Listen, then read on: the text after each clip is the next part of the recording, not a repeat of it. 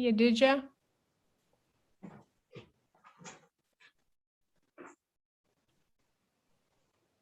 Yeah, go ahead. I've got a very short PowerPoint that I'd like to show at the end of my presentation on transfer students. Okay. Thank you. Let me just give you 1 second to get organized here.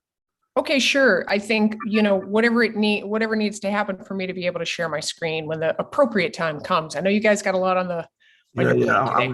gonna make you a co-host right now. Thanks. I think.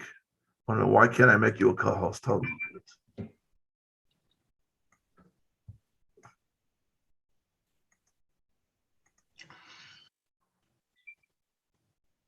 No, I'm going to reclaim being host.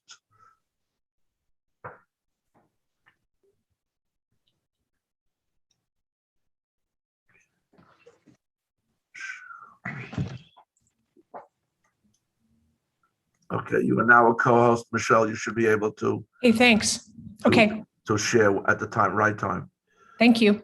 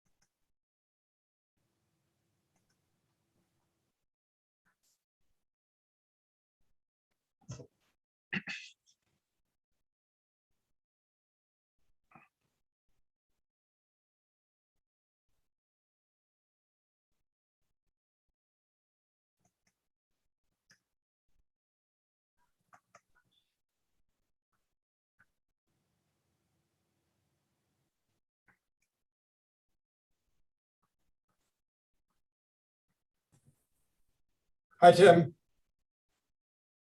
Hello.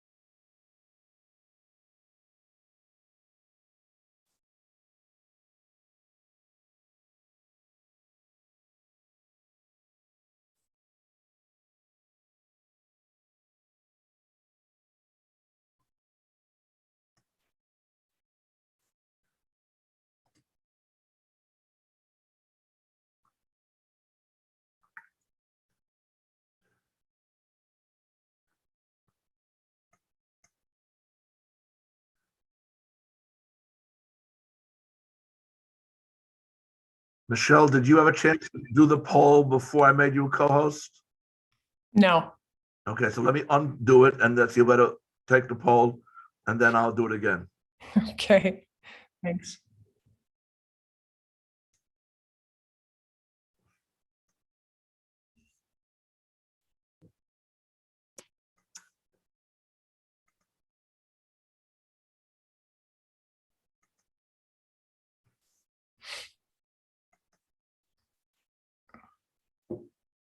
Okay, Michelle, you should be able to vote now on the poll.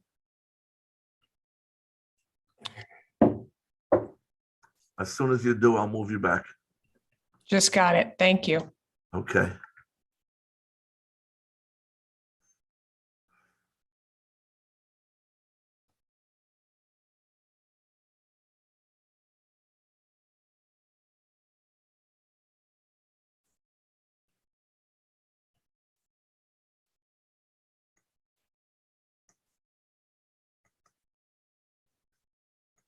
Okay, Michelle, you are back co-host. Okay, great. Thanks, Yadidja. You're very welcome.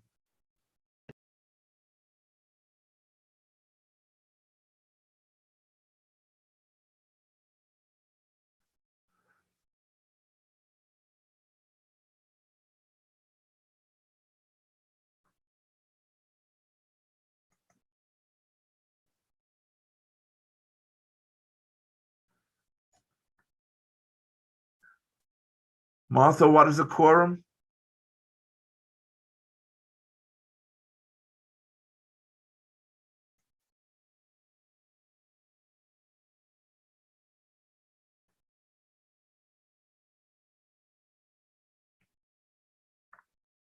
Martha, if you can unmute yourself.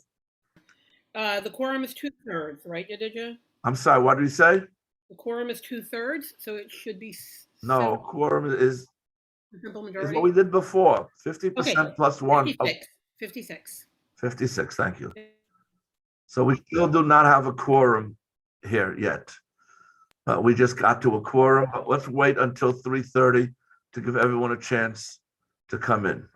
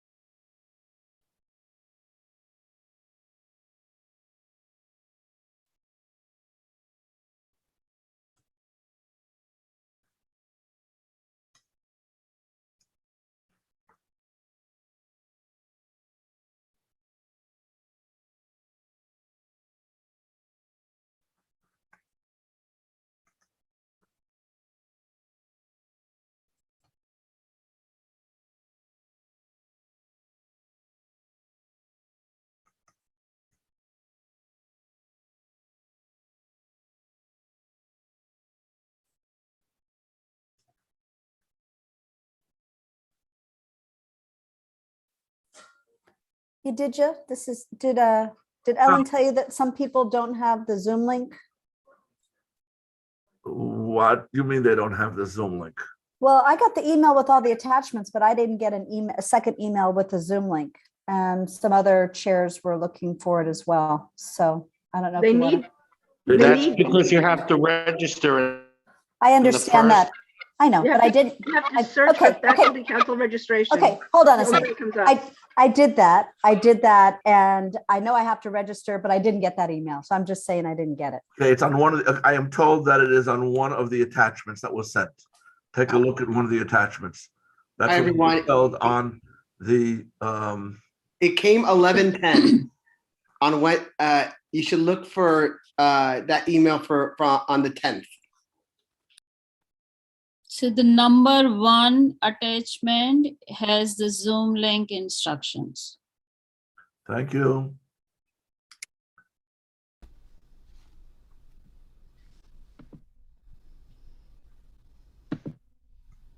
Got it. I didn't look that far. I just saw a gajillion attachments and downloaded them. Okay, got it.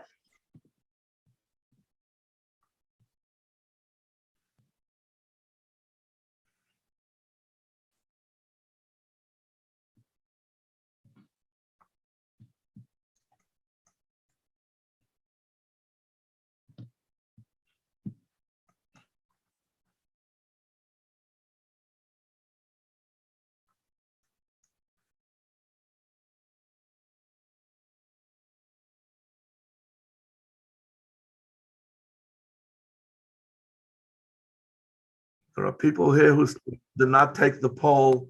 Please take the poll, whether you're a voting member or not. Everybody should be signing in on this particular poll.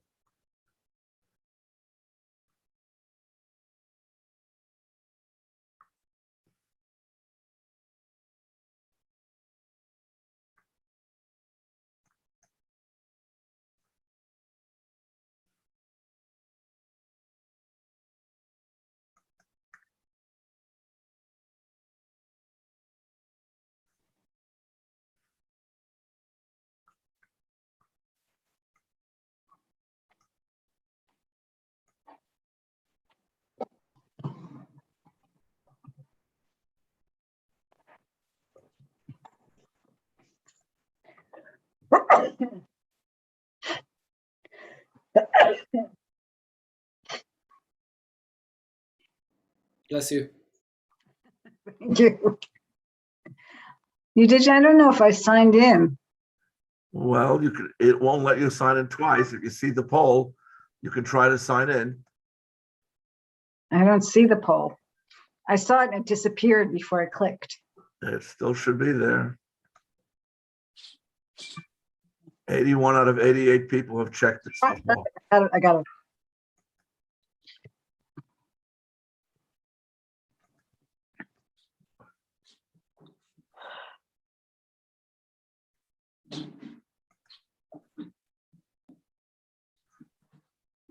Okay, we're gonna start in 1 minute. People are still coming in.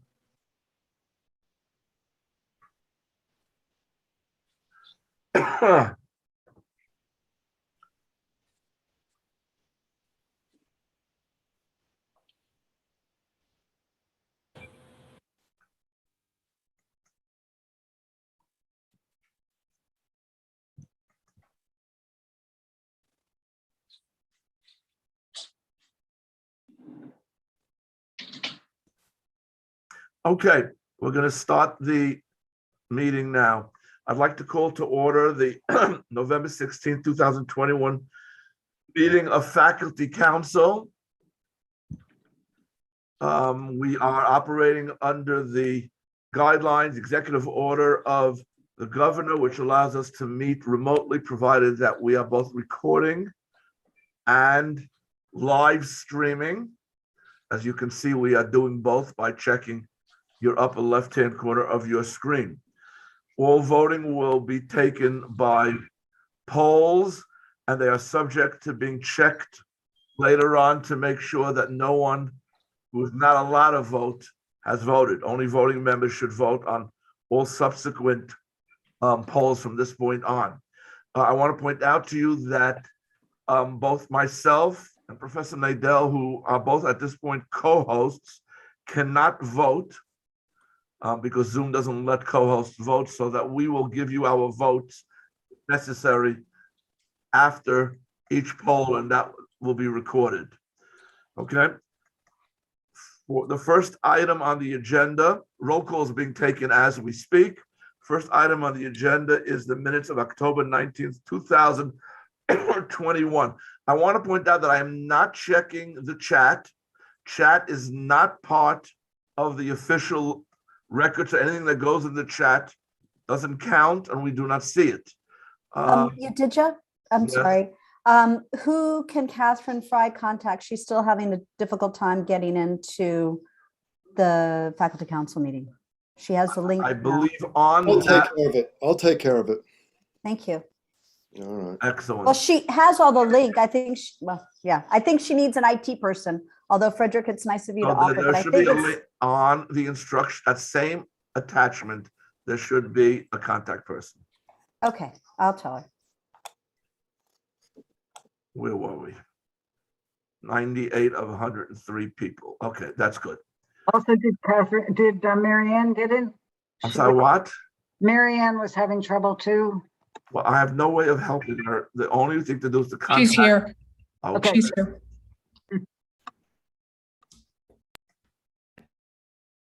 We can share our People link. are still joining. If you want to put a link into the chat, by all means, go ahead and do that. I don't have a link. Okay, 101 people, 103 people. Okay, we're getting there. We have sufficient people to proceed. Okay, so the first item on the agenda is the minutes of the October 19th. Please, everybody mute yourself. Okay, and unmute yourself when you want to talk. Okay, I guess I have to mute everybody because people are not muting themselves. Okay, what just happened? Okay. Are there any comments, corrections with the minutes of October 19th? Martha, is there anything you'd like to add to the minutes as they were distributed? No, they are fine, though. Please let me know if there are any typos or corrections. Okay. Is there any comments? Hearing no comments, are there any objections to the minutes of October 19th? Are there any abstentions to the minutes of October 19th? Hearing none, we will consider the minutes accepted unanimously. Thank you very much. Okay, we now move to the elections. We are going to have 3 elections. The first election is for the chair of faculty council. That's a 3-year term. You have to obviously be a member of faculty council to run. I will ask for nominations in a moment. The second election will be that for secretary of faculty council. That will be an individual election. We will then move to the third election, which is an election for 2 individuals to serve on the steering committee. And the final member of the steering committee is elected in December by the committee of committees itself, whomever they appoint as chair. So that's the straight. Now, unlike other elections for leadership like chair require a simple majority. We do have a quorum present. We do not need to have a majority of the whole, but rather a simple majority of the voting members. Only voting members are allowed to vote, which means basically the administration does not vote on this. And again, all votes have to be checked manually later on. I also want to just call everyone's attention to the fact that all voting due to the open meeting law is not anonymous. All voting is listed. I've taken a statement that I will not look at who voted for whom or for any other matter for that matter. But it is open meeting and anyone can demand to see how the elections go.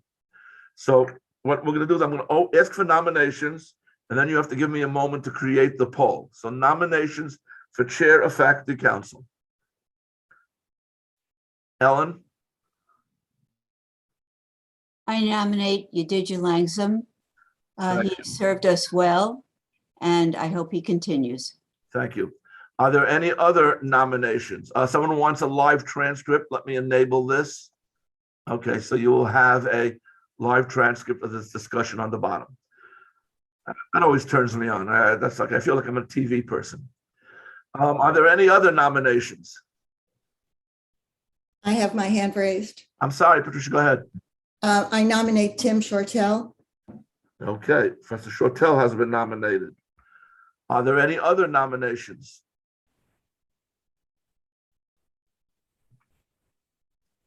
Are there any other?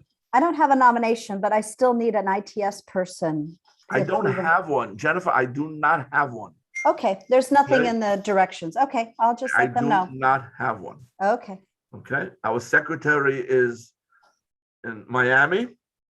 And whoever is the IT person who's on behind the scenes, please, if you put your information into the chat, then we can see it. But I don't have an IT person. Okay, are there any other nominations? Are there any other nominations? Are there any other nominations? As 3 times, nominations are now closed. Give me a moment to create the poll. First, I'm ending the poll on the attendance. Last time to take attendance. Okay. Share the results for attendance. Okay, everybody's here. Finish. Next poll. Maria has her hand up. Maria. Hi, good afternoon, everyone.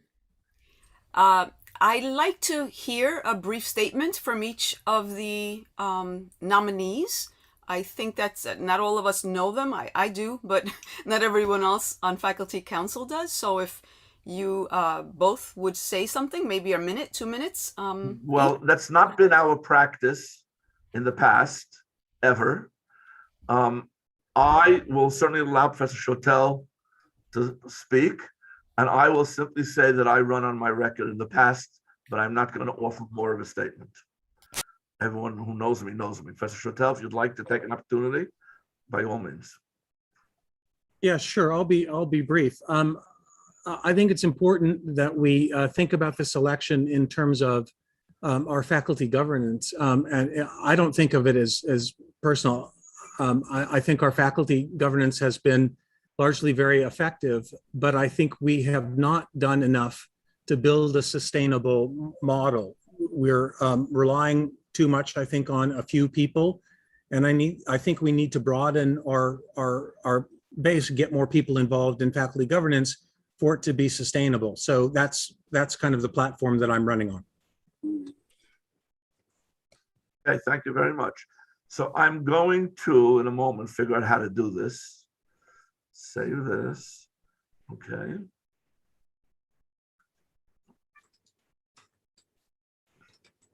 Give me a minute.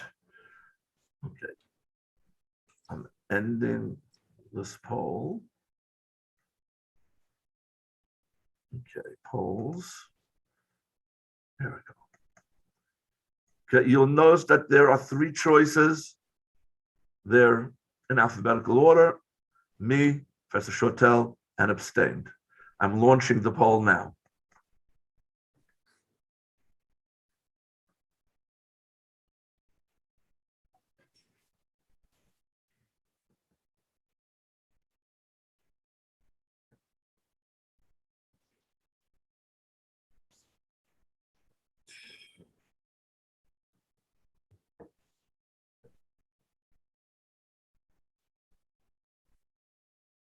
People are still voting.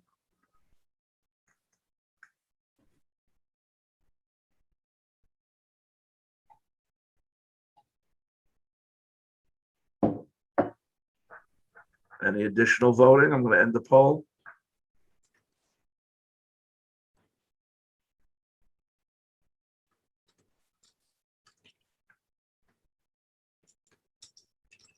No more? Okay. So I'm going to end the poll, and I'm going to share the results with you. Share the results. Professor Shortell is the next chair of Faculty Council, even with my own vote and any other vote. So congratulations, Professor Shortell. We will proceed to the remaining 2 votes, and then I will turn over the host to Professor Shortell, which again is our procedure. Okay, so now we need to, let me stop sharing. And we need to now have nominations for, people are still coming in.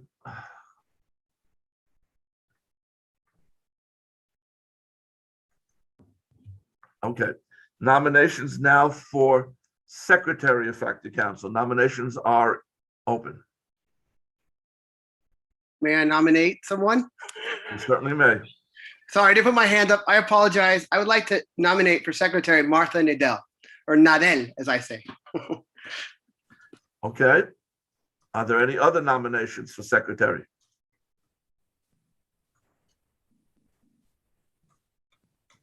Are there any other nominations for Secretary?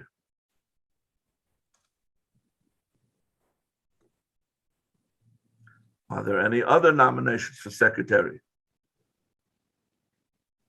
Hearing none, we will close the nominations for Secretary of Faculty Council. Professor Nadell is directed to put in 1 vote for herself. We now move to nominations for members of steering. Okay, you will be voting for 2 people, up to 2 people, I'm sorry. Nominations are in order. Someone? Alan? Yeah, could I nominate Prudence Cumberbatch?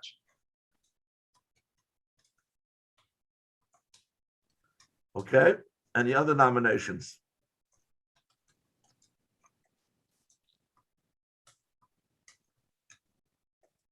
Are we nominating for the at-large position?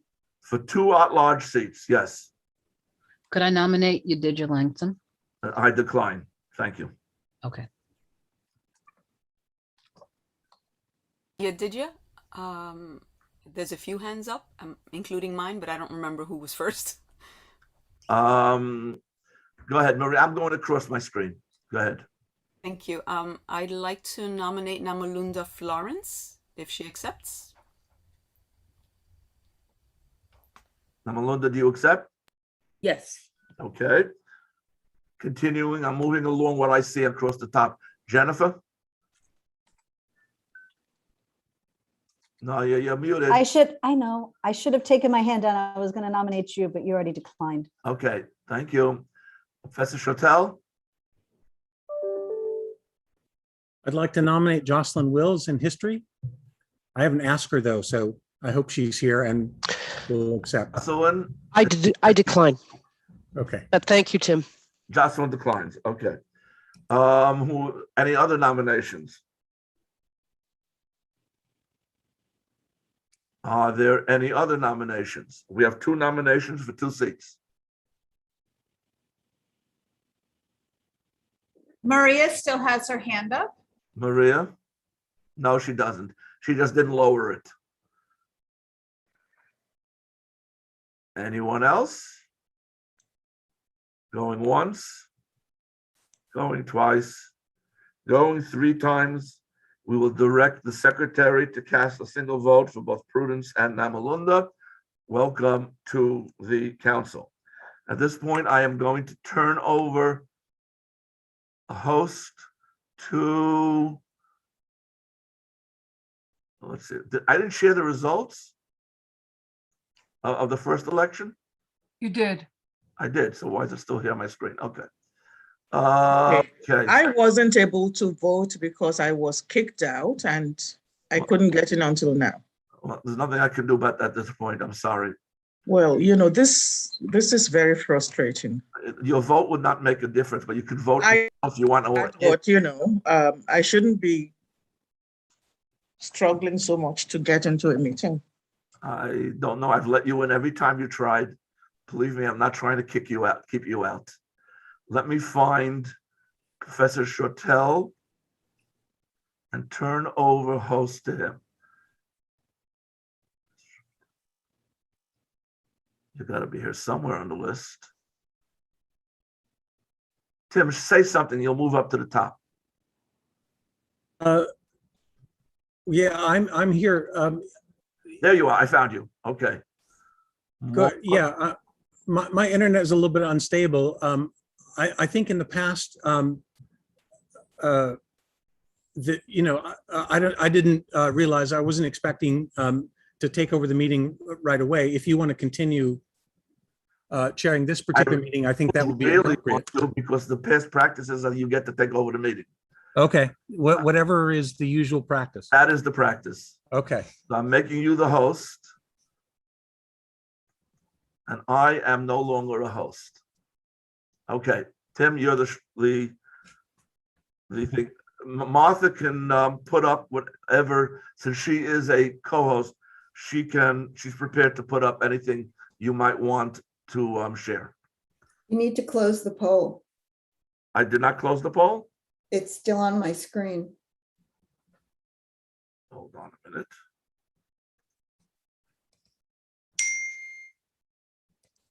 You have to push the button. You can close it yourself. I can't do this anymore. Thanks. No, it's fine. Thank you.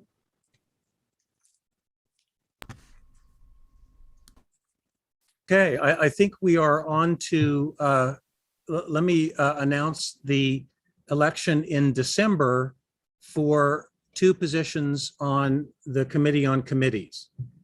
Following that meeting in December, all of the members of the Committee on Committees will caucus and elect their chair, and the chair will serve ex officio on the steering committee.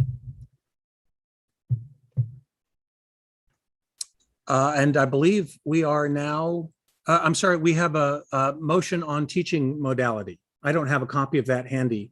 Martha, do you have that? Yeah, hang on, I will share it. Give me 1 second. Okay.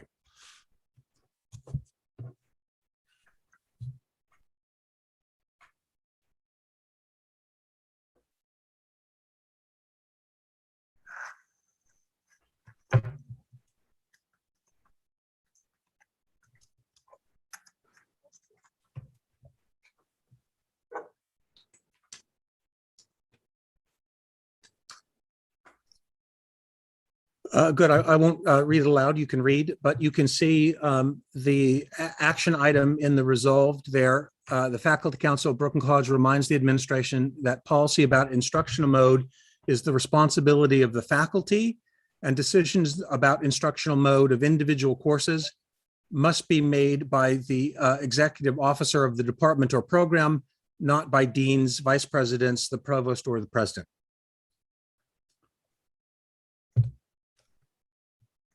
And now I open up the floor for discussion.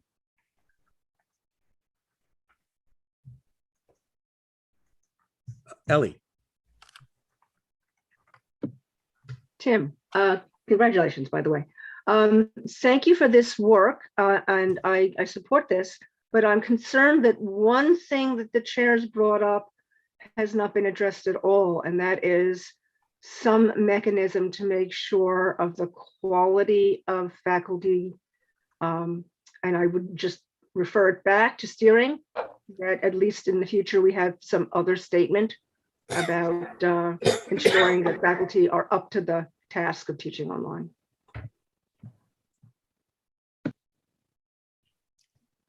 Were you making a motion, Ellie, or just adding a comment? It's a comment. I think this is good, but I think it's missing something that many of the chairs felt we needed, which was some way for junior faculty chairs to have some teeth into their decisions on who gets to teach online. Understood. David, I believe you're next. Thank you. I just wonder,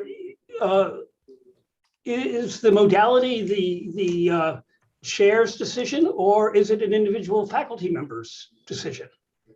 I can see a matter of discussion, but I would prefer that be a matter of individual faculty modality and teaching style rather than the chair's mandate potentially.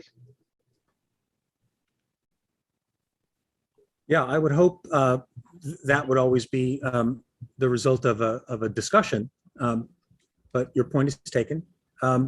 Anjana. Yeah, hi. I echo the same problem I have with this, that there is no clarity who is able to teach. If the instructor, I agree with David that it should be the instructor who should be responsible for the modality for a particular course. But how one instructor is allowed and one is not, there is no clarity about that, or the criteria to teach certain things online versus in person. Yehuda.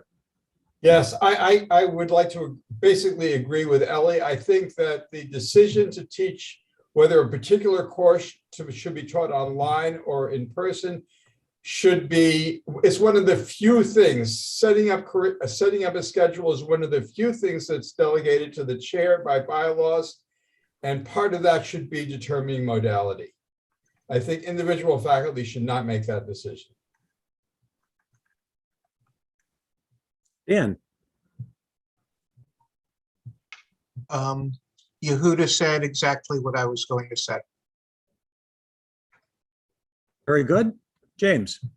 Yes, I'm gonna second that, but I think I want to add one other point. It's not a matter of censoring individual faculty members. The key is you have to have modalities that are effective for the students as well. You need to make sure that the pedagogy is effectively being penetrated into the minds of the young people or mature people that we're trying to teach. And so sometimes individual faculty members may not even know that they have a deficiency in a given area.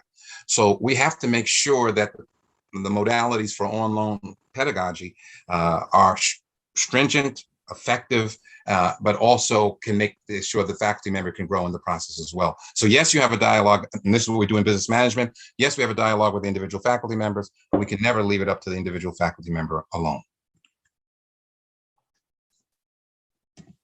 Yeah, and just to be clear, this motion doesn't preclude any further action we might take if we want to express a position on how the decisions about instructional mode should be made. Kathleen.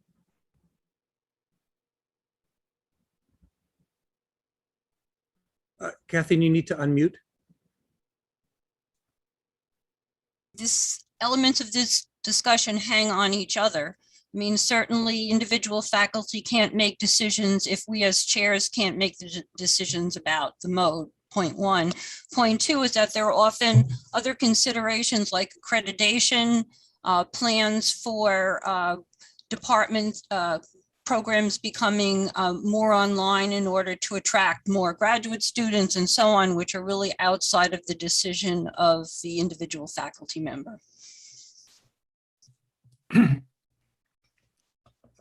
Leave.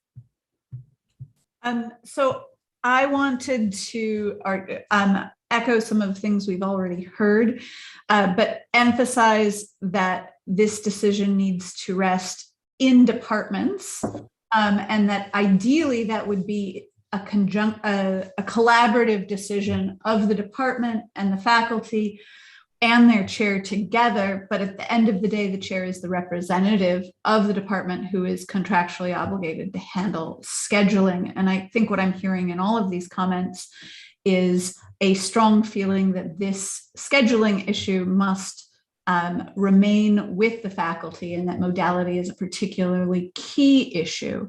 The rules are clear on this, and we've come up with scheduling issues before.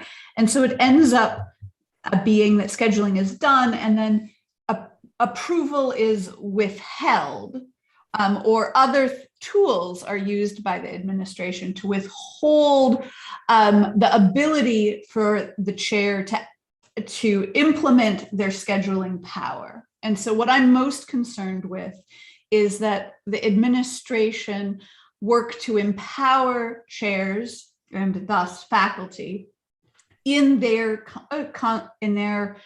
contractual responsibilities, which include very clearly scheduling. Thank you. Peter? I would just like to second that I think the final decision should lie in the hands of the chairs. And the chair may consult with the faculty member, the chair should consult with the faculty member, the chair may have other considerations, but it's the chair's decision. Thank you. John Eddie. So yes, I would support the idea that is a chair decision, but always thinking ideally that in every department, there is a good communication between the chair and the faculty. But definitely, I think for scheduling and also the chair, or ideally, we think that the chair knows, the faculty, the ability of each one. So definitely, I think for accountability, it should be like the chair decision in collaboration with the faculty, but ultimately the chair decision. Thank you. Mona. Yeah, I want to support what's been said. I think that it's so important that this stay in the hands of the faculty that I'd hate to see nuances in wording at this point derail it. Thank you. I don't see any other hands. Oh, John. Yeah, thank you. I have a question about just I guess a practical question.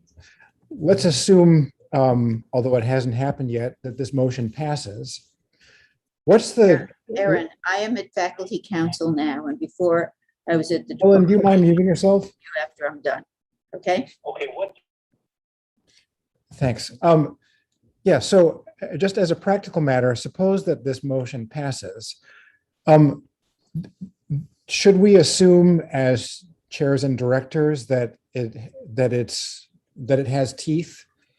That is to say, let's imagine hypothetically that there was a faculty member who had successfully taught all of his or her sections in hybrid modality before the pandemic hit, and was a very effective teacher in that modality.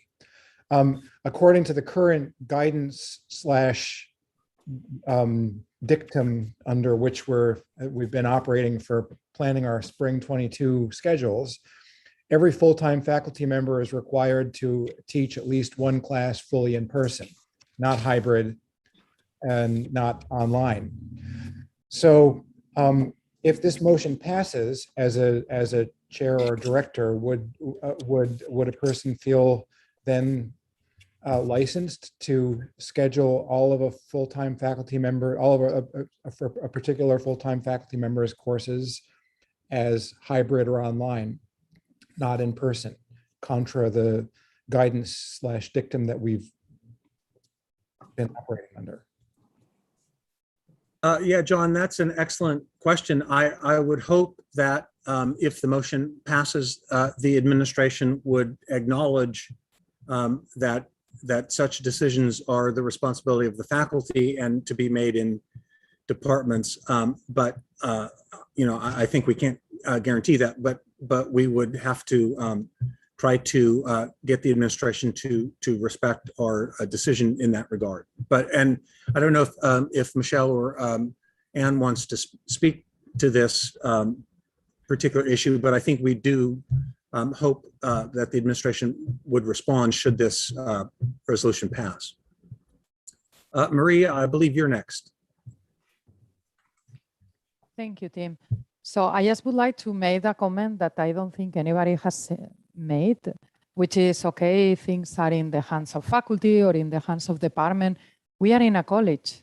What you do in your department affects my department. If all your department goes online and my department is in person, our students who may, I think it's all interrelated, and I think we all have a responsibility with each other. So I think this goes beyond departments, honestly. And I personally didn't sign ever to come to an online college to work. And that has other ramifications and other considerations. And I understand the pedagogy and everything. But I think we are all in this, I mean, fortunately or unfortunately, we are all linked and together, and there are services and there are issues, and it worries me. Honestly, that's all I want to say. It's not as simple. We are not in silos. We are talking about interdisciplinarity and what, I mean, I see things cannot be only department by department or even faculty by faculty. And I'm not talking about health waivers. That said, everyone who has issues, but I mean, I honestly didn't sign to be in an online university because there are online universities also to go to. So I don't know. I mean, that's my point. That's all I wanted to say. Thank you. I noticed some people again putting comments in the chat, which is great. But since it's not part of the official record, I want to give anybody who's commented in the chat an opportunity to express those positions in the meeting itself. Yehuda, you had your hand up, but I see it's down. Do you? Okay, well, I just want to say that I would like to agree with the last comment, that I think by and large, we're better served by having classes in person.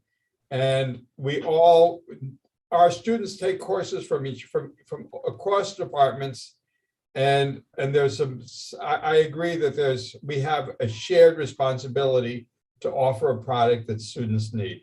And for the most part, with rare exceptions, that includes in-person instruction.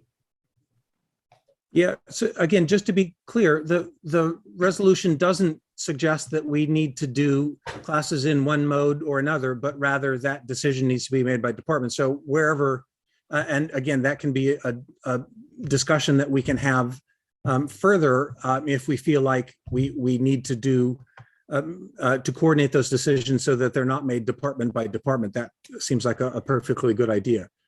Anjana, you have your hand up again. Yeah, I just want to echo what Maria suggested. And I want to add to your last comment that this resolution is only based on the modality. But the way it presents that the modality can be either online or in person. And giving a blanket statement that it can be done at the will of the department, it is again, should be flagged. That's all. Leave. Thank you. I want to talk about the way in which Maria's comment brings up the fact that we do need a place and individuals engaged in cross-college coordination of our efforts as a whole. One of the places we do that is here in Faculty Council. And it's one of the reasons I like to serve here, is because I get to hear about what people's intentions are and make sure that we're all working towards a similar goal. But it also points to the fact that we have a high degree of dysfunction and distrust between the individuals whose job it is to help us with this coordination. And in many ways, our deans' hands and our upper administration hands are tied by central CUNY administration mandates that they feel forced to impose on us using whatever tools necessary. The reason I'm supporting this resolution is not because I don't want my dean to coordinate efforts between departments. I absolutely respect my dean's role in doing that. And I absolutely do not wish to teach at a fully online university. But what this resolution is saying is that we are in a situation where blanket mandates are replacing thoughtful, coordinated efforts between real humans about what our students need. And it is for that reason that we need a resolution reminding our administration where the power for these basic decisions of scheduling rests. Linda. I just wanted to mention that I kind of am going along with what Lee brings up, is that even our president is subject to dictums coming from above. So we end with the president, but our president is largely responding to what the chancellor says. So if the chancellor will respect our resolution, that's fine. But I just want to bring that up. I'm not sure if it should be included in the resolution, but obviously I believe that departments should determine the mode of instruction. Yes, that's all. Thank you. Sunil? Hi, Tim. Congratulations on your election. I'm extremely concerned about this issue. If I start thinking about our students, their long-term interests, and also have to think about the stakeholders and not the students and the faculty. Think about the parents that are just spending money. If you give the choice to the faculty to choose their modality, that will be a disaster. Secondly, we are an ACSB school. We cannot survive by the department. The school has to work together. That's why we have a dean. Without the dean, the school will never function. We have invested enormous resources to build this school, ACSB. We have to maintain the rigor, standard, and the quality. We have to think about what is the best interest of our students so that the school will succeed. So we have to work with, in other words, if I leave just to the department, one department chooses to become fully online or want to make 90, 95%. This will have an adverse impact on the department, which have a least number of online class. Because one department cares about the quality, cares about the student success. Other department wants to give degree, for example. So this is why I'm extremely concerned when people start talking about, this is my right that I want to. The chairs have a lot of more responsibility than individual faculty. So I think we should be very careful about making this this sort of decision instead of thinking about the holistic approach. I'm going to stop here. But I echo a lot of my colleagues, those who said, yes, it has to be with the chairs, given that we have to think about beyond just the chairs level. Thanks, Dave. Thank you. But before we continue, I see John has his hand up, and I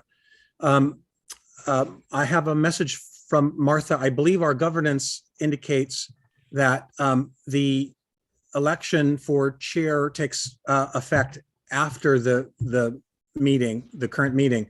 So, if that's the case, and we want to make sure that we're following procedure correctly, I believe Yadidja should be continue to be chair for this particular meeting. Okay, Tim, that I don't have a copy of. That is correct. However, it has been practice that, and I remember this distinctly, that you can take over. And what would make believe that I'm sick, okay, or I'm not here. Yadidja, let me just Certainly interrupt someone for a else can second. be a chair. The fact that a different chair is running the meeting doesn't invalidate anything that you do. So I'm perfectly comfortable with you running the rest of the meeting. I'd like to object to that. The faculty council bylaws are very clear. So, I mean, I can read them to you. That the current chair is supposed to finish out the term till the end of this session, and then the new chair takes over at the next meeting. Yadidja, I don't recall that being a practice. I don't remember that. You took over when I was, when I was previously chair, and that waited till the December meeting. And when I took over for Charles, I also took over. Again, I don't, Tim is doing a good job now. There's no reason why Tim shouldn't continue running this meeting. It makes no difference. The fact whether I should take over, not take over, that doesn't affect the running of a meeting. Well, but it makes the meeting out of order if we don't follow our bylaws of faculty council. What happens when I was out of town? Did that invalidate the last meeting when I was out of town? No, someone else Why can not? readily take over. But according to the bylaws, I can read them, and that way it's just Up to you guys. clearer. It says Article 2, Section 3. I know what it says. I've Well, seen but it. I'd like everybody else to hear that so that they know what we're talking about. The officers shall be elected to serve for 3 years or until their successors are elected, and their term of office shall begin at the close of the meeting at which they are elected. So it begins after this meeting ends. And Maria, what would happen if I walked out of the room right now? What would happen then? Would the meeting come to an end? No, I would think that the next person in order, the secretary, the next officer would take charge. I don't think we have a succession. If you're willing to take, to resume as chair, I think that that would be fine. That's in keeping with the letter and the spirit. If you want me to continue running the meeting, I'm happy to do so, but I don't think we need to spend much more time on this. I'd rather you continue the meeting. Okay, if you could, I don't have access to setting up the polls for the vote. Yes, you So- do now. You should. I don't have it at access anymore because you're the host. Um, We can Christian look can at- help you. Yes, you should actually. Well, I can do it myself. Oh, Christian, yeah, if you want to, Yeah. if you want to, Which one? we which poll? need a poll for the resolution. We're not done discussing the resolution yet, but if you could set up a poll for the resolution on instructional mode. It has to be made, correct? I don't know. Okay, yeah. You 'cause I did, you don't- would have made it. I don't see it here. I Okay. can give. I don't have a choice polls on my screen anymore. Yeah, you don't have it, but I can give it to you. Let's see.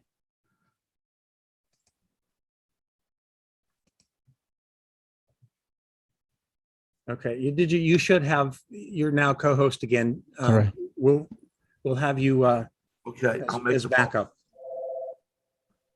I'm sorry, I forgot where we were in the queue for the discussion. John, were you next?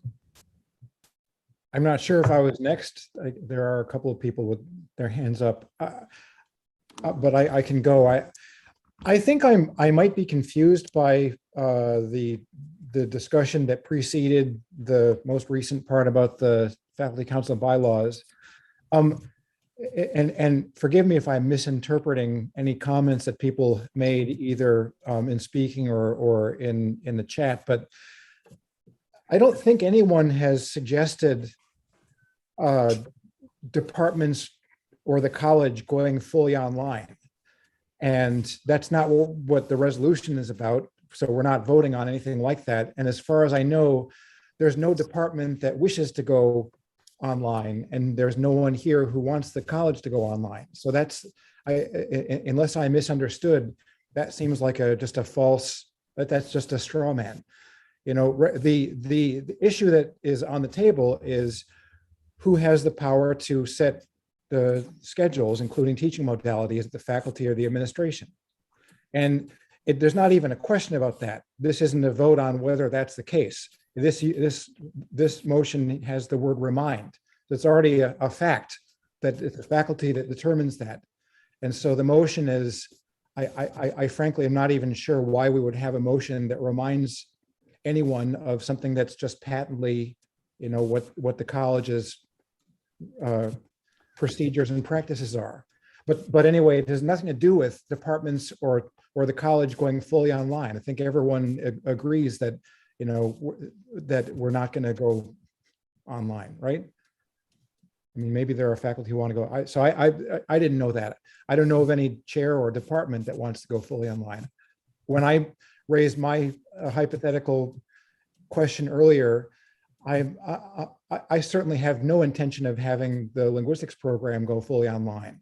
You know, almost all of the instructors are very enthusiastic about getting back to the classroom as soon as possible. And even the one who if there was a hypothetical faculty member who wanted to do hybrid courses again, that member has taught in person every week, but with some learning activities done online. And by now, in the last couple of years, especially thanks to the outstanding resources made available to us by the Center for Teaching and Learning, many of us have gotten to be pretty good at, you know, doing some online activities. And as a way of addressing a problem that will literally cost millions and millions of dollars, namely the facilities and the lack of available teaching rooms, it seems to me that there might be some room for creativity in using some online activities to supplement what is otherwise an in-person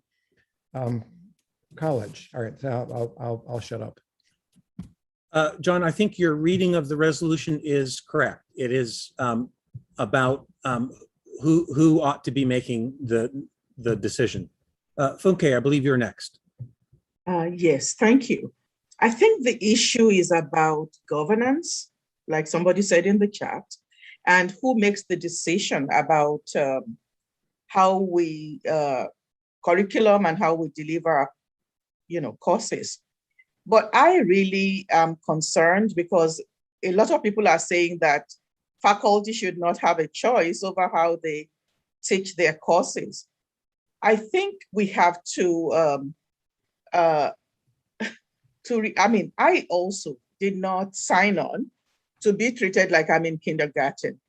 I think that within departments, discussions have to take place that are consultative, that are respectful, where people are taken seriously also as able to make decisions and give excellent teaching. Teaching in person is not necessarily superior to teaching online. It depends on how you do it too. So let us, I think people are making all kinds of claims that I find to be very problematic. The crucial issue we want to decide here to vote on is who addresses issues of curriculum. And that belongs with faculty. Within individual departments, people would have to manage how they reach the final resolution. But I just object to somebody saying that the chair is, to people saying that the chair is going to decide for the faculty what they're going to do. It has to be consultative, but that does not belong in this forum. That's a discussions that take place within departments. And those discussions have to be respectful, consultative, and geared at delivering the best education. Thank you. Linda? Call the question. Okay. We have a motion to call the question, but if the other people who are in the speakers queue agree that we're ready to have a vote, maybe we can just proceed to the vote. I want to make.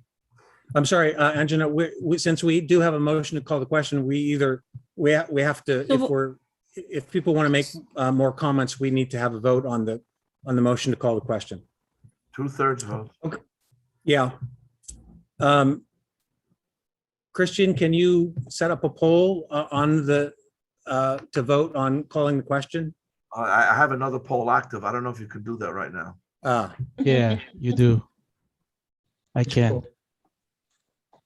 Can you do it by voice? I'm not sure how effective that would be on Zoom. I do have a sense, correct me Raise if I'm hands. wrong. I Right. have a Yeah. sense that we're ready to Raise vote hands. on the We can resolution. raise hands. Count the raised hands. No, on Zoom, we can raise hands. Exactly. For the vote. Okay, I'll try to count that way. If you would put your hand down right at the moment. Okay. You're getting ahead of the game here. Yeah, Okay. exactly. So we need to vote on calling the question. So that's the only thing we're voting on right now. Should we stop debate on this resolution and proceed to a vote on the resolution? If you are in favor of calling the question, please indicate by raising your hand on Zoom.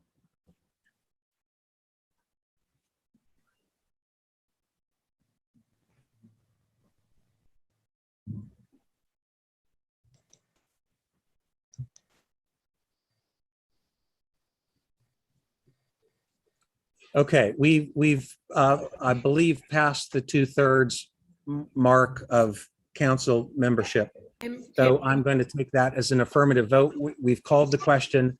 So now we're going to proceed immediately to voting on the resolution. Tim, can I ask you the exact number? I need to record it for the minutes. I should have written it down before it changed. I believe it was 78. Okay, then I think we also have to do a no and an abstain, abstention as well. I hate to say it. Fair enough. If you would all put your hands down.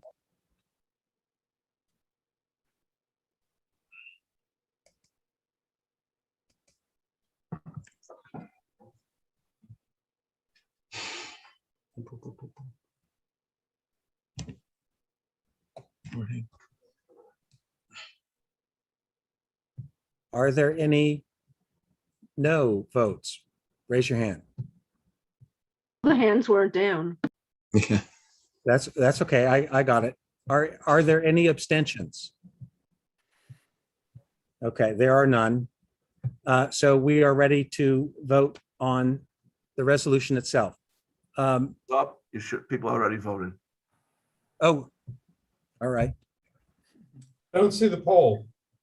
It should be up there. Ah, I got it.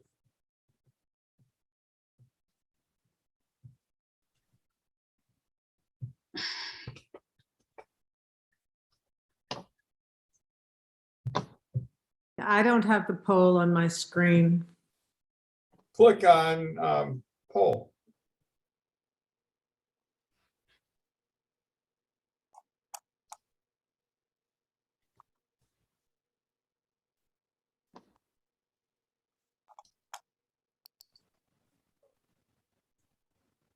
Okay, we'll give you one more minute if you wish to vote on the resolution.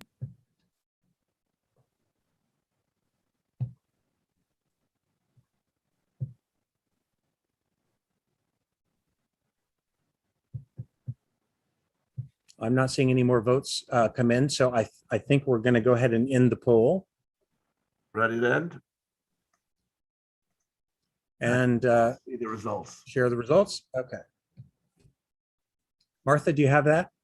I don't see the results. Can you just tell me what they are? Oh, sorry. Yeah, 81% in favor, 13 opposed, 6 abstain. You got to give the numbers. The numbers. Okay, sorry. 80 votes in favor, 13 votes against, 6 abstentions. Thank you, Tim. Okay, thank you, Those everybody. are percents. No, Those no, are no. percentages. I'm reporting the actual results. This is the best part of faculty governance. We debate an issue and then we make a collective decision. So I'm grateful to be part of a body that takes our responsibility seriously. And now we are ready to move on to communications from the administration. President Hi, Anderson. everyone. Hi, Tim. Thanks. Hi, everyone. It's nice to see you all on this cold but sunny day, or at least it used to be sunny. It's not so much anymore. A couple of very brief messages. Note that in today's packet of materials, there's a sheet, which is a reference guide. When a student asks you a question and you cannot answer that question, it should have a person you can refer them to rather than just in general an office. I really want to thank Zunera for doing this work. And if you have additional corrections or suggestions for how to improve this document, this reference guide for faculty, for students, and for staff, please let us know and let Zunera know.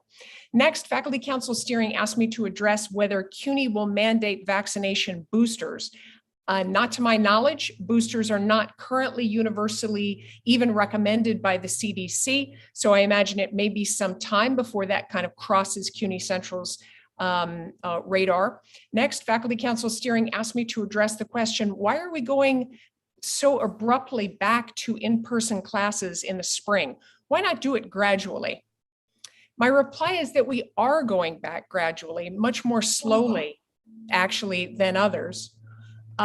Most non-CUNY colleges not only started coming back last spring, they're now fully back in person this fall, including Barnard, Columbia, Cooper Union, FIT, Fordham, Hofstra, Juilliard, LIU, Mercy, New School, NYU, Pace, Parsons, Rutgers, St. John's, Wagner, and Yeshiva.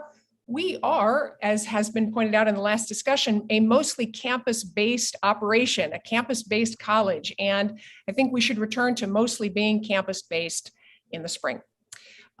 Next, you all know that we're working on strategic enrollment planning process. We've done a 2-hour session with Faculty Council Steering, CAP Liaison, and also Master Planning. We also did a 1-hour presentation for the full faculty last Friday. In pursuit of sharing additional knowledge with you, I just want to do a brief presentation, just a couple of slides on transfer students. So let me share my screen. and play from the start. Here we go. So this is a quick primer on transfer student issues. I was pleased to be the co-chair of the Cuny-wide Transfer Steering Committee. And now I'm going to have the opportunity to co-chair with a faculty member the transfer subgroup of the enrollment team that we're putting together for our strategic enrollment management work. You've seen this slide before. We mostly talk about the last two columns where there's been a 20% drop between fall 2020 and fall 2021. In fact, over the last 3 years, there's been a 44% drop in enrollment in incoming transfer students. That's troubling. Where are our transfer students from? Well, 30% of them, 31% are outside of Cuny. Most of them are within Cuny, and most of those are from community colleges. 54% of those, of the 69% are community colleges. Of those that are from within Cuny, most of them, or the bulk of them, are from Kingsborough Community College. We've got about 30% of them are for the Borough of Manhattan Community College, 11% from LaGuardia, and a smattering of others. Transfer student information, really important, particularly given our mission.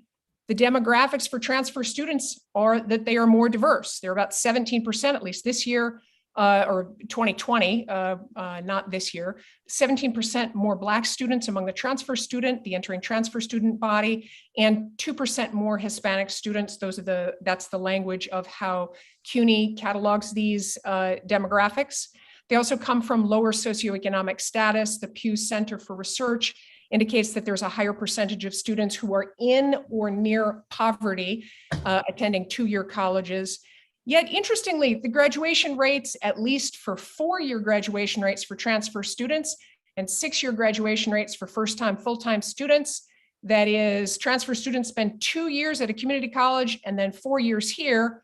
That's equal to approximately the six-year graduation rate of our first-time, full-time students, because we've done a lot of work to increase the graduation rates for transfer students.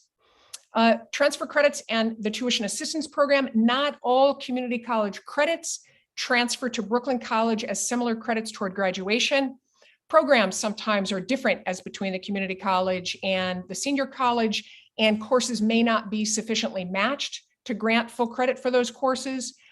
So sometimes credit is lost at that transfer moment. When that credit loss happens at transfer, it is considered lost time, obviously, for the student who's taken empty credits that don't contribute to graduation. It's also lost financial aid because, as we've talked about many times, TAP is only available for 8 semesters. When credits in TAP are lost at the transfer moment, students have to pay out of pocket to complete additional semesters to get to graduation. When students don't have funds to pay for college out of pocket, they may have to stop out to work to pay for additional credits to graduate. And at that moment, it's a really crucial moment. Many of those who stop out never return. Additionally, the problem is exacerbated because transfers may come to Brooklyn College having spent more than 4 semesters of TAP at their community college. So losing credits at the moment of transfer makes their financial situation even worse. And we now have, as you know, I've talked about this for about 3 years, we have a more competitive environment for transfer students. Students can now shop around for a college that will give their community college transcripts the fewest lost credits and the most gen ed credits and major credits toward graduation. Really important question in front of us is about the time it takes each college to evaluate transfer credits. A quick time between the moment that you're accepted to college and the moment at which your transfer credits are evaluated. If it's a quick period of time, it increases the yield, that is the number of students who are admitted.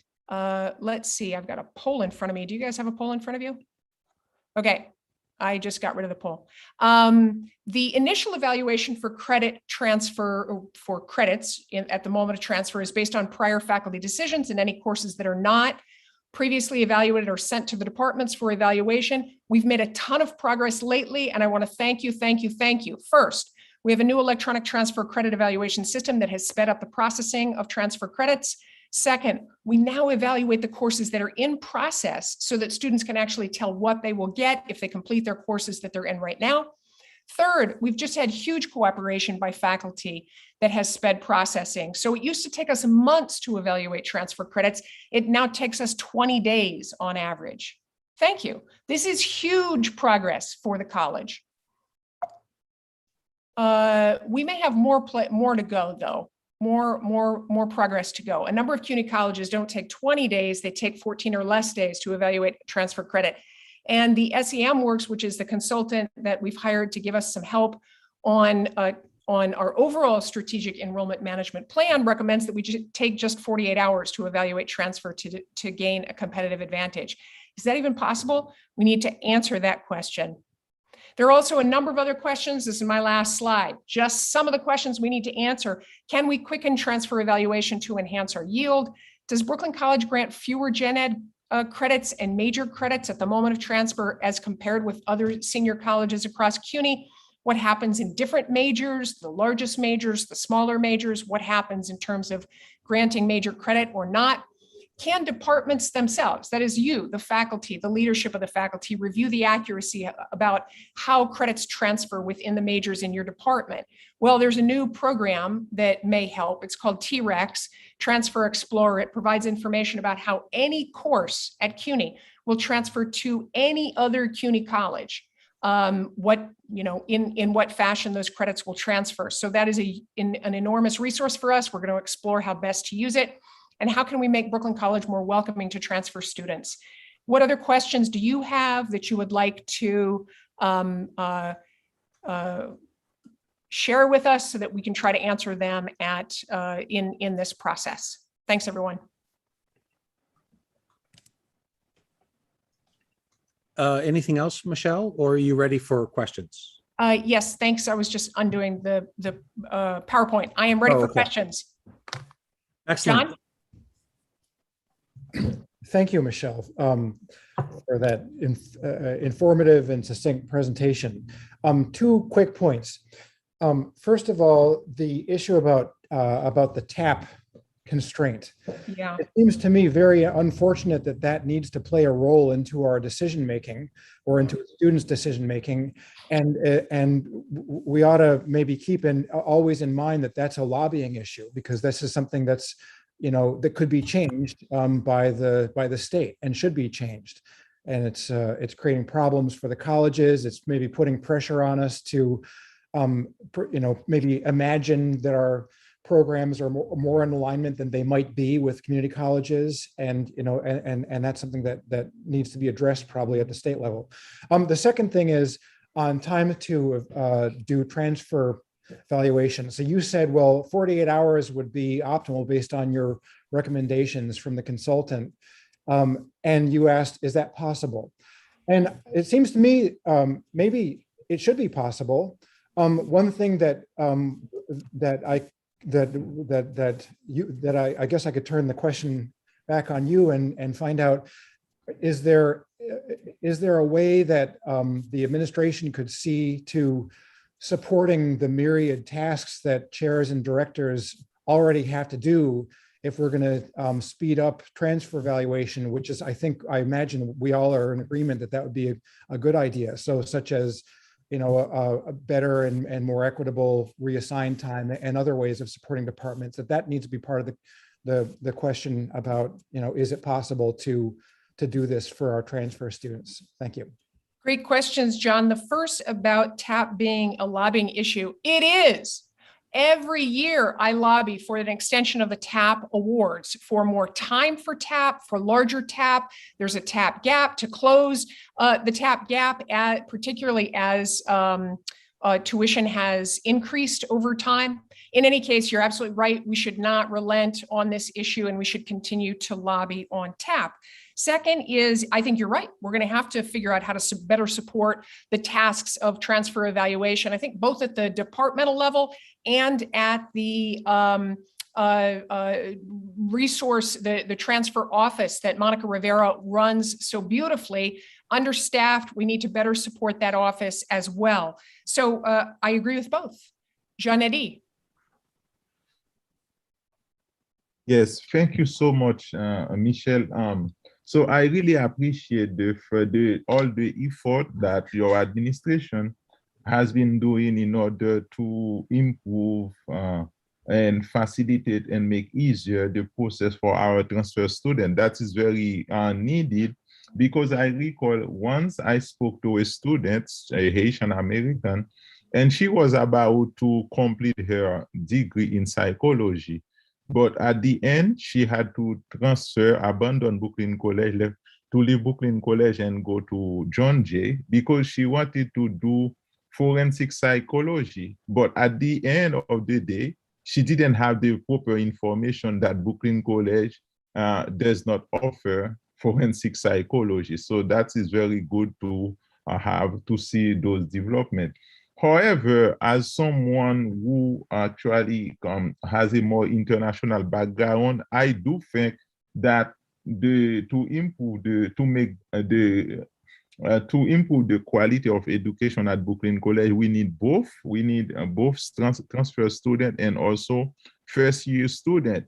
And in your report, I'm still concerned to know that first year student, they spend an average of 6 years in order to get their degree.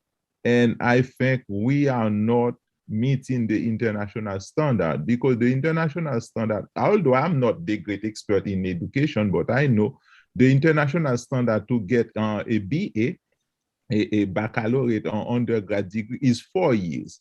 And I think this is problematic that at Cuny, a student has to spend at least 6 years. And why he or she has to spend 6 years? Because you said it well, that person has to, combine studying and working and so forth. And I think that also is an opportunity for the college administration to push for a new deal for Cuny, because if we have that new deal for Cuny, we will have more and more students to be really, really full-time students at Brooklyn College, and we can transition to have to meet that international standard, to have students completing their undergrad degree in an average of 4 years, Michelle. This is what I want to say. Thank you so much.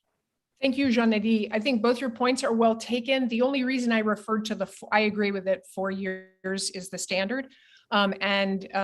We should hold ourselves accountable to the 4-year standard for graduation, as well as the 6-year standard. These are two standard metrics that are used across the country.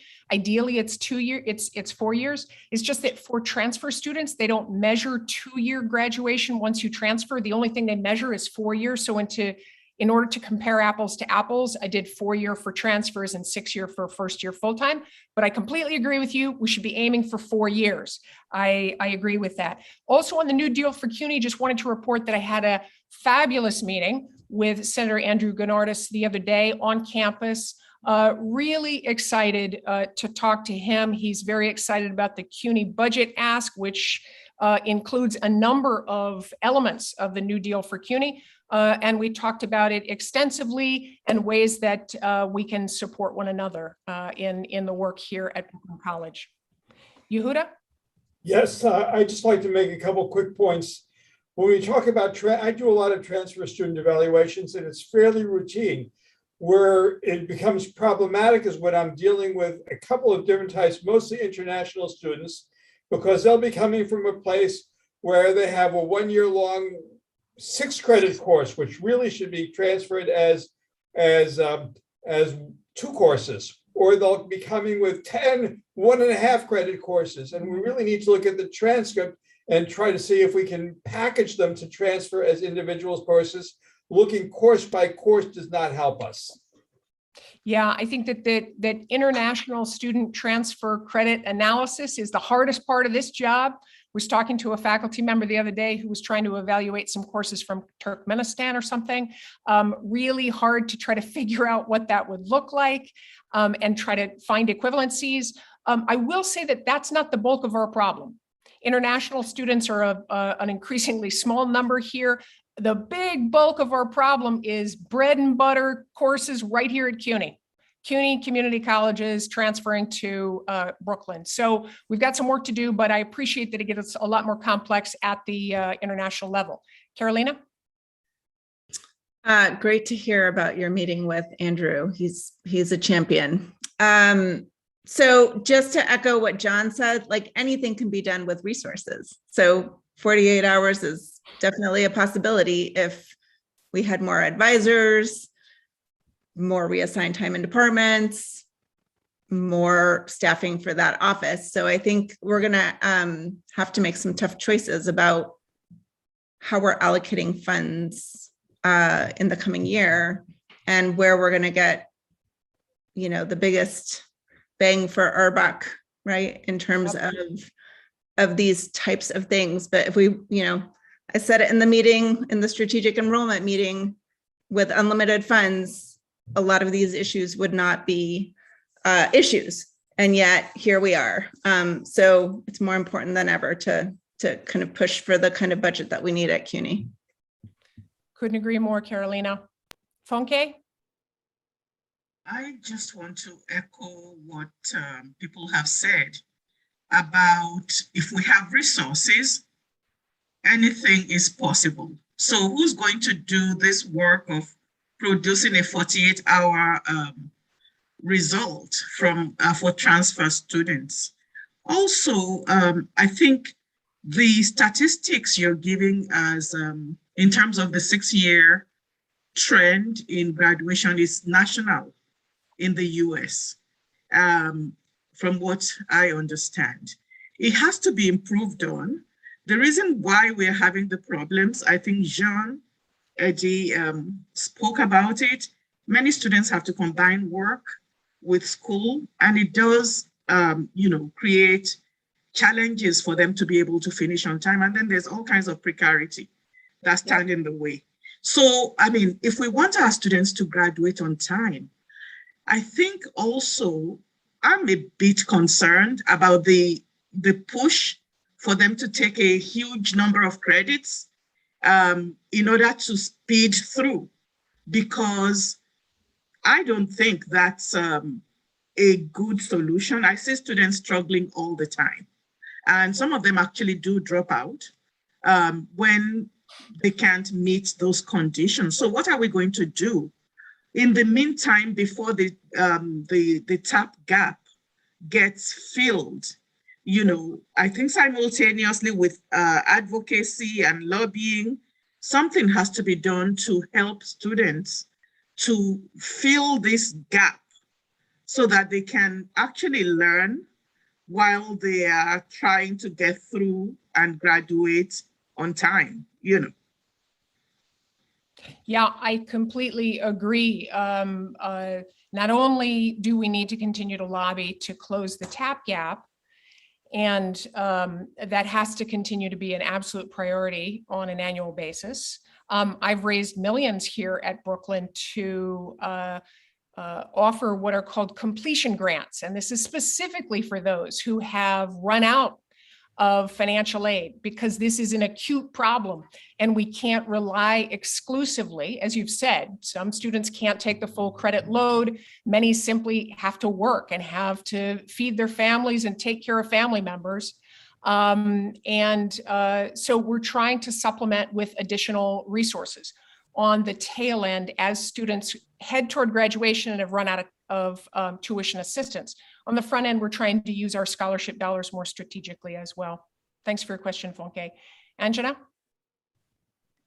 So I'm a little surprised to see 20 days time to evaluate from one CUNY system to another CUNY system. And when we are considering that the community college is a feeder, I think each and every community college course has to be evaluated already by now, so that the students should know where they stand for. So either the guidance is given at the community college is not enough, or when the students are enrolled and got accepted at Brooklyn College, they are not submitting enough material on what basis the transfer evaluation team can act on. So there is some kind of, I feel 20 days per student looks like there is inherent problem here.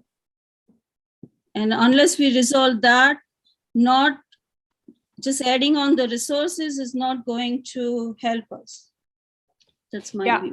I think that's really useful. And I think there may be a way that we could be more proactive about setting the that is for faculty to evaluate these, and that there be support given for faculty to evaluate these courses before they come down the pike, so that they don't have to be evaluated at the moment of transfer itself. That would speed the process considerably.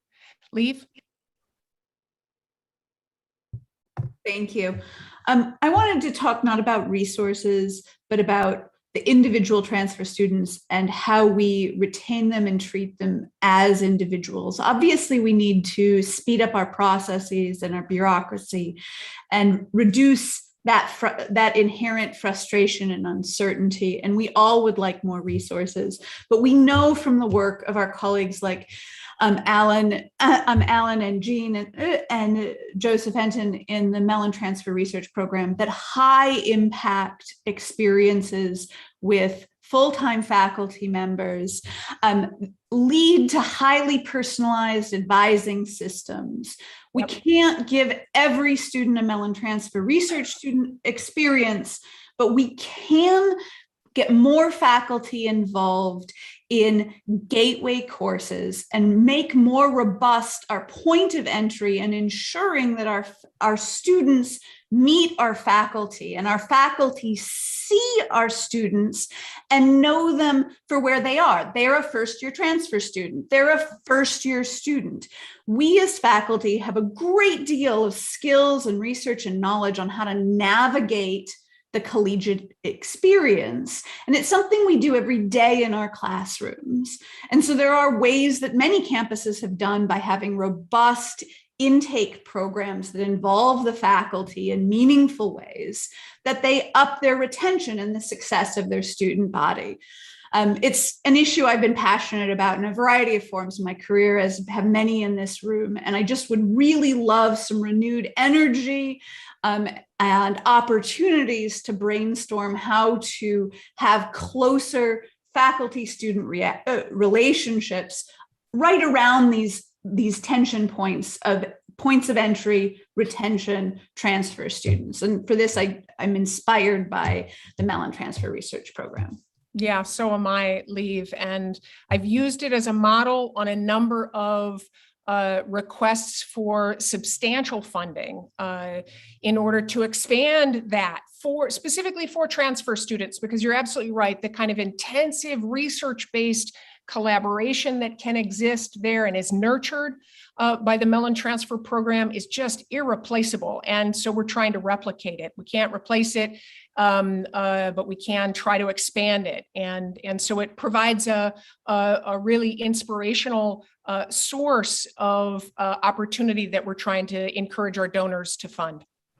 Yeah, and I just want to echo that I see Provost Lopes has mentioned the possibility of a transfer seminar within the college option. I think it's a great idea as long as we recruit faculty who are supported by the transfer office to make those courses meaningful for both the students and the faculty. Great. Jocelyn? Thanks. I know I'm a broken record on this, but I'm going to do it one more time for old time's sake. One of your slides contains the information about the levels of poverty that are a reality for our students. And one of the reasons we are not retaining students is because we are pushing them to take too many courses with insufficient time to devote to those courses when they have to work 2 or 3 jobs just to put food on the table, when they're helping their families. And so I would like to once again suggest we stop lying to our students about what's possible. The 1515 has put a lot of them at really high risk. They end up withdrawing from classes, or worse yet, ask for an incomplete, which turns into an FIN. We don't have sufficient reassigned time for people in departments to give our students quality advice about academia and life. Some of us are actually from the working class, and we remember how hard it was to put ourselves through school. But I grew up in the 70s. I had affordable housing. I could feed myself. I had all my jobs on campus. We do not provide any of those things to our students. And so our students suffer the same time crunch that we suffer. It is about time. So we should stop saying we've got to get them through in 4 years or even 6, when I'm sorry, 10 years ago, the national standard was 10 years. So I don't know how it's dropped to 4. But it's really important that we're honest with our students and say, slow down. We want you to get a quality education. We want you to have the intellectual odyssey we've all had the privilege of enjoying, rather than just saying, let's get these bums in seats, take their money, and hope for the best, when we are robbing them of their right to the education they so richly need and deserve. So I'm one more time. All right. Well, I know you're really passionate about this, Jocelyn. There's no statistical data to support your position. The statistical data actually goes exactly the opposite direction, that students who take 15 credits a semester do as well or better than their colleagues who are taking fewer credits. We can look, and this is from data from Cuny itself, from a whole host of students across Cuny. We can look at that data again, we can talk about it, we can dispute it, and I know there are passionate ideas on all sides. But I want to tell you that the folks who have looked at this and researched this have come to a different conclusion. So I'll bring the data again, and maybe we should have a separate session on this and really talk it through, Jocelyn. I'd love to do that with you. Stephen? So I've had some experience with transfer. I wonder if, just as kind of a technical point, if there are some issues with the transfer system, the way things are recorded. I know the way it's supposed to work is that you evaluate a course once, and then that's the how it is. So obviously that should take care of the vast majority of our students. But I remember when we created a college algebra course, I had to keep evaluating the same Kingsborough algebra course and trying to give credit for it. So that I wonder if maybe there are some glitches in the system that aren't quite working the way they're supposed to. You say there's a new system coming, and so maybe that'll fix some things, but that was one aspect where the transfer credits should be pretty straightforward.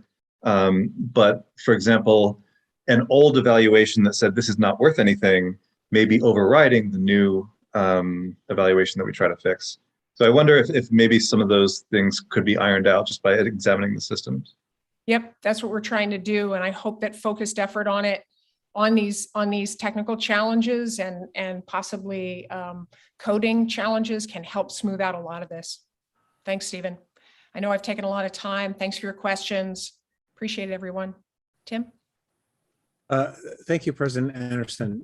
We now move on to a report from our liaison to the University Faculty Senate, Professor Cohen.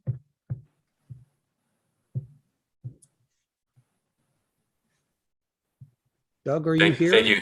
Hi. Yes, thank you. Perfect. Good afternoon, everybody. I'll try to keep it even shorter this time. The meeting, UFS Faculty Senate, was on October 26th, which was the day after the last Board of Trustees meeting.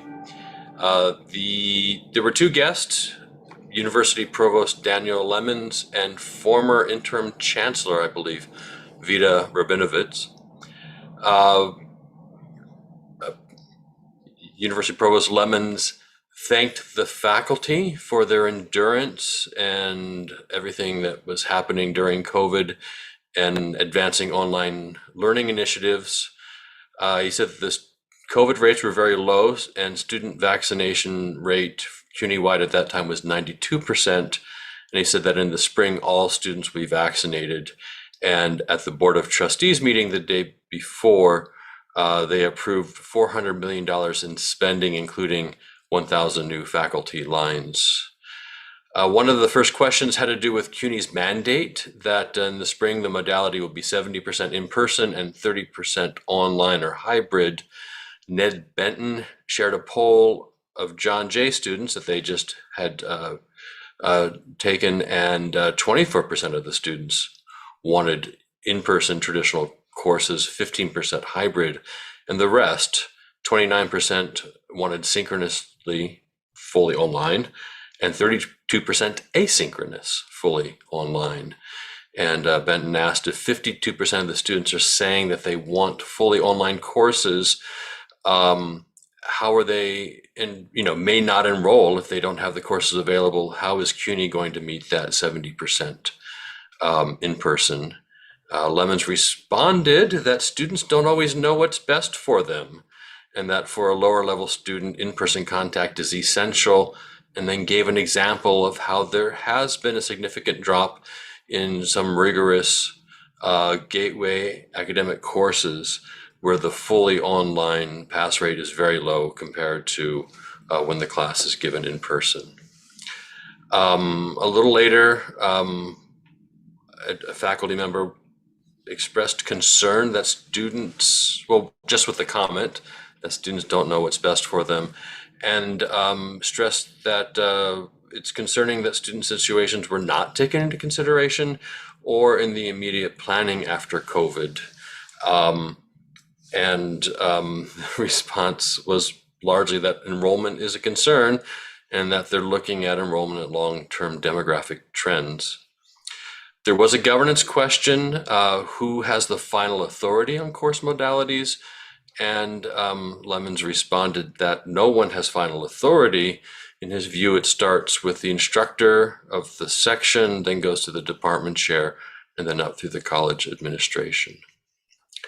Vita Rabinovitz came to talk about the Transfer Opportunity Program faculty survey, which had been released, and noted its importance and was encouraging everyone to get out the word, and for those who receive surveys to return them. And she felt that this would lead to some importance in finding what is stopping CUNY students transferring from a 2-year to a 4-year and not finishing the degree, and thought that not only would it help CUNY, but it could help colleges throughout the country. After that, Ned Benton, who is the chair of the University Faculty Senate Budget Advisory Committee, gave an update on the SUNY CUNY faculty gap. That is where the faculty per 1,000 FTE students has increased since 2003 at SUNY schools, while at CUNY they have dropped. They started about the same spot and went wider and wider and wider. And in this update, they also looked at the demographics of the students and show quite convincingly that not only is this hurting CUNY compared to SUNY, but that Black and Hispanic students are even proportionally impacted more. And that this is definitely, the impact is of, he doesn't think it was intentional, but definitely there is a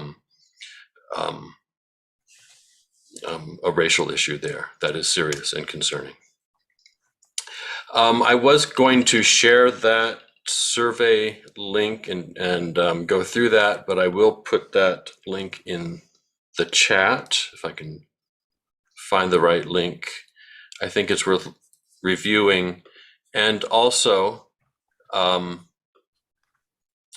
if you want more information, there are links within that where you can actually look at the data and come to your own conclusions if you think it was done correctly or not. And I think I'll stop there. Thank you, Doug. Any questions for our representative UFS? Okay, seeing no hands, we'll move on the agenda. Next item is the approval of the degree list, number 22/4. Professor Senachenko, are you with us? Yes, I'm here. Perfect. Do you want to read the resolution or should I? I don't have it in front of me at the moment, so if you do. Okay, I can do it. Thank you. I'll be quick. Resolved that the Faculty Council of Brooklyn College recommend that the Board of Trustees of the City University of New York grant to the students named below the degrees indicated, and that's for degree list number 22-4. Does anyone have reason to remove a student for cause? Okay, seeing none, are we ready to launch the poll for the vote? 1 more second, I'm in middle of doing the poll. Thank you. And it'll be done.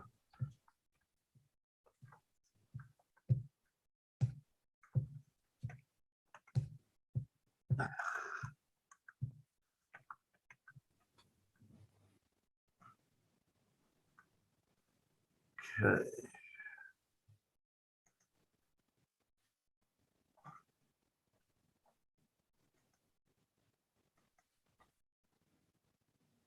Okay, polls up there. Please vote, everybody. This is perhaps the most important thing that we do as faculty. We recommend to the board that students receive degrees. I shall end the poll now. Everyone has voted? No, people are still voting. Everybody? People are still voting. I'll end the poll now. 95 people have voted. I will share the results. As you can see, 95 people voted yes. Outstanding. And we are ready to move on to reports from standing committees. First up is the undergraduate curriculum committee, Professor Gonçalves. Hi, everyone. Good afternoon. I'm happy to present curriculum document 415.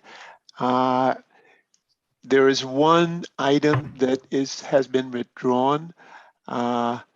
The program in religious studies has withdrawn the A3 document in page 31, which is for the minor in religion. So that document will be removed from the curriculum document 415 when it's sent to Cuny for to make the changes in the bulletin for the next academic year. Other than that, that's all I have to say. If you approve the document, that'd be great. Thanks. Any questions for the committee?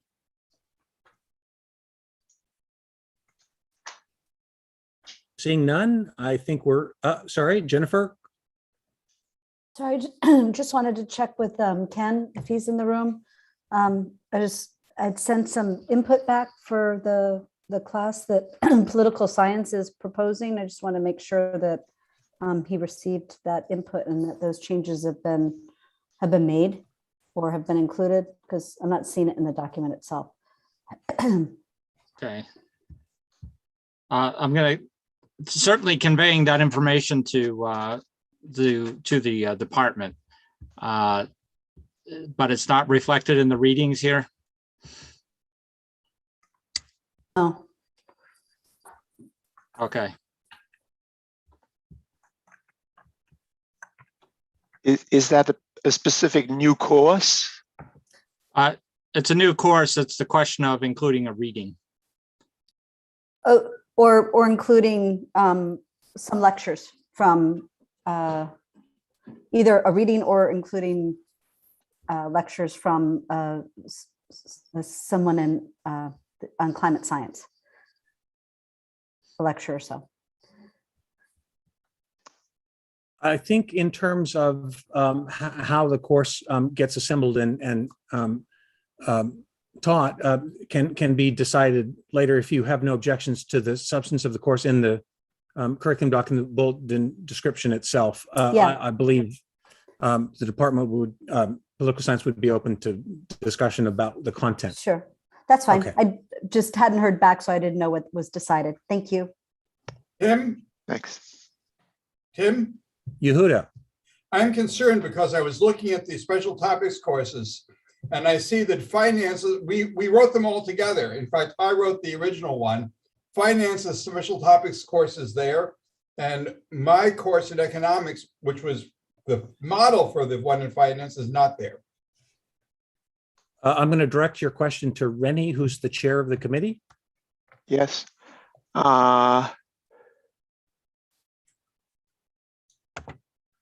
So there was a special topics in economics that was submitted. Economics 5602. I put it up on the website. And it was special topics. Yes. Yeah. And it's still there then. It should be there, right? Yeah. Well, I apologize if it hasn't been included. The one that was, there was one in the Department of Finance, Finance 5001. You're referring to that one, and that one's there. And there was another 5602. Yeah. Oh, 5602. Okay. Sorry, let me just remind folks that special topics do not require a faculty council vote. Once the committee approves the special topics, it's approved. So if there's a course that the committee needs to consider, it certainly can. It doesn't require a vote from faculty council. This is just here for our information. So the committee can I just want to be approve sure that that it's course been at any approved so time. we can start recruiting students because it's a January course. Yeah, Okay. Yehuda, if that document is still there, we'll look it over again and include it in the next curriculum document that we present. As soon as the committee approves it, if you can communicate that to the registrar, then everything is good for the course to be offered. It doesn't need to be voted on by faculty council. Thank Tim, you. can I make a comment here, quick? I'm the chair of the finance department. So this is the same identical course, cross-listed. Sunil, sorry to interrupt you. We don't need to. Okay. The vote on the curriculum document doesn't require us to resolve this now. So I think the committee is open to evaluating a course of special topics if it's missing, but we don't need to delay consideration of this curriculum document for that purpose. The committee can approve it on its own authority. Thank you very much. Very good. Okay. Thank you. Thank you, Rennie. I believe we're ready for a vote. Okay, it's up there. And the poll is open. Please vote.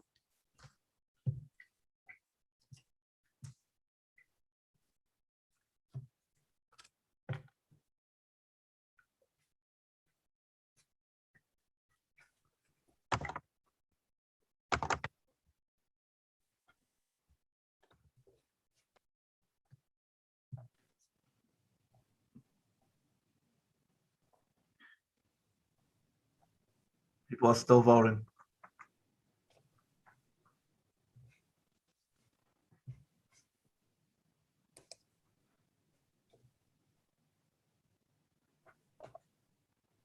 Okay, I'll end the poll now.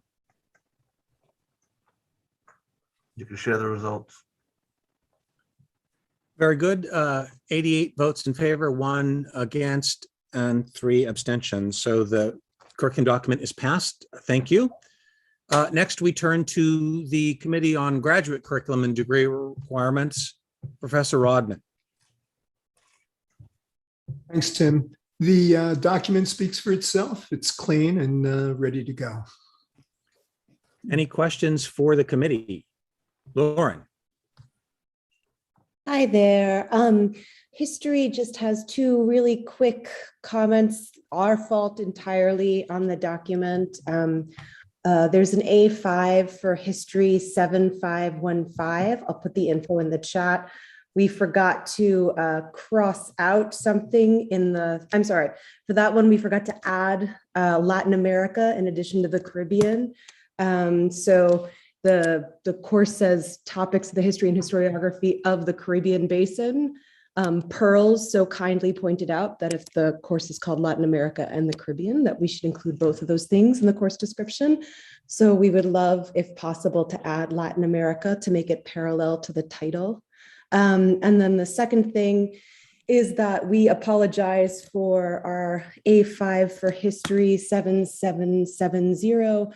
We forgot to cross out Latin American and Caribbean in the from section, but all is well in the to section of what that course is becoming. So it doesn't affect the new bulletin description at all. It's just an FYI that we should have crossed it out. And again, thanks to Pearls for pointing that out and reading so carefully our descriptions dealing with Latin America and the Caribbean. George, is that cool with you? Do you want me to email you those? I have to give you -2 for the typos, but other than that, it's cool. What you could do, and let me just say this to everyone. If there's a typo that's like this non-substantive, you can just email me after the meeting or, whenever it's convenient to you. And before I send this, the final copy to the registrar, I'll make sure that those typos are taken care of. Awesome. Thank you. I will do that right now. And again, thanks to Pearls. Super. Any other questions or comments for the committee? Seeing none, I believe we're ready for a vote. It's up there.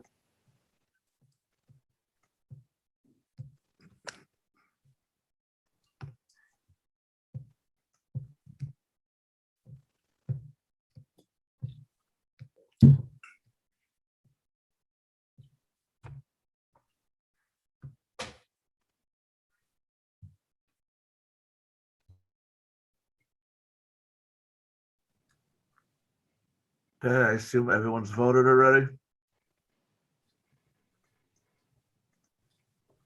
You share the results. 89 votes in favor, no votes against, 2 abstentions. The document passes. Thank you, everyone. This is the second most important thing we do, which is exercise our responsibility for the curriculum. Superb. Okay, now we are ready to move on the agenda. I'm not aware of any old business. Is there any new business? And I am most pleased to announce that I'm now ready to entertain a motion to adjourn. So moved. Or not, we can keep the meeting going forever. So moved And seconded. and seconded. Thank All in you, favor? everyone. Thank you, everybody. Aye. Okay. I'd like you, everyone. I'd Take like care. for us to take a moment to say thank you to Yudidja. Absolutely. Oh, thank you, Yudidja. Thank you, Edith. For his service and his advocacy. He's a fierce advocate for faculty governance. Over 40 years. Over Representing 40 us years. for all this time. And a fierce advocate for the students. Yes, Indeed. absolutely. And Yudidja, I expect that you are going to continue to be a fierce advocate for the faculty and for our students. If I'm given opportunity, I will definitely do so. Thank you. Thank you, everyone. Thank you. Thank Take you. care. I'll see you all again in December. Everyone.